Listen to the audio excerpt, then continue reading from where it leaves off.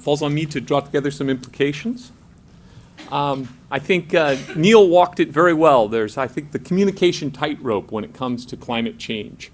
We have these enormous problems, enormous interlinked climate, food, population development, and environmental challenges. And these we want to emphasize. At the same time, we don't want to be a merchant of doom. That's not why we get up in the morning and come to work here, and it's not why you're listening to this presentation. And we want to talk about also our capabilities to meet these challenges by, for example, doing more, better, and new. But we don't want to just talk about those, otherwise we come across as a Pollyanna, indifferent to the harms that are actually occurring. So we're trying to do that here, walk that tightrope, and it's useful maybe to go back over quickly the challenges that have been brought up in a disparate way. So we're looking at big increases in food demand, out to, say, 2060, 50% demand globally, with almost all of that growth in demand occurring in Africa and South Asia, so it's geographically concentrated. We have to achieve that from an elevated temperature base, already 1 degree centigrade higher, and at least a half a degree centigrade more coming, with all sorts of implications that come with that. Wei was mentioning that we have widespread pollution problems related to agricultural production.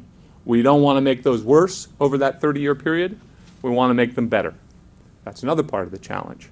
And finally, agriculture is not just experiencing climate change, it's contributing to it in a significant way.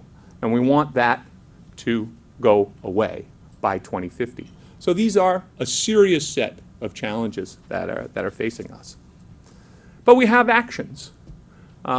Keith was talking about more agricultural research. And that's a well-known way and a system that we have to move forward. And under that hat, we have a variety of actions that were spoken about. Claudia spoke about better risk management, important in a context of increased variability. Elizabeth, we know that women are key for all sorts of outcomes, economic outcomes and social outcomes. And we need to be better at strengthening women's and men's empowerment to deal with these sets of issues.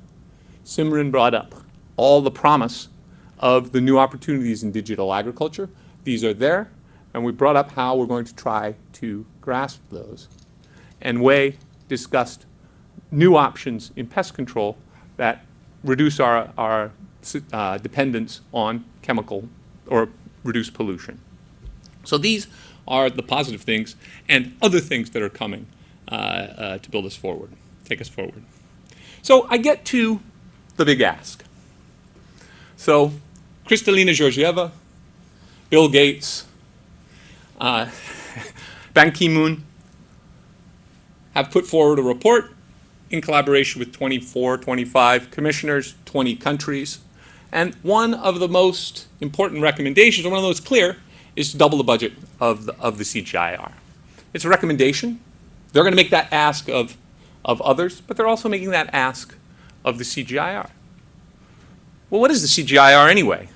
It's the world's largest agricultural innovation network, comprised of 15 international agricultural research centers. It's best known for fostering the green revolution in Asia. And IFPRI is a member, so we have a stake in this. But why make the big ask of the CGIAR? And I think there are 3 reasons. The first is the CGIAR brings a track record of success. It's been demonstrated. The second is we operate at scale. So the CGIAR already operates at nearly $1 billion a year. And third, our operations are focused in exactly the areas of greatest challenge, Africa and South Asia. And I'll go back to a slide that Keith showed right at the beginning, which sort of brings us all together. If we look at the contribution of climate change to hunger, 50 million people, a doubling of the budget for agricultural research by itself more or less wipes that out, roughly. This is based on historical data, historical trends, if history repeats itself. But history might not repeat itself. There's no guarantee that we will be as successful as we've been in the future. So part of the reason for this workshop is to put forward some of our ideas and hear your discussion, hear your comments, so that the CGIAR hopefully can deliver on this big ask if we're called on to do so. So thank you very much.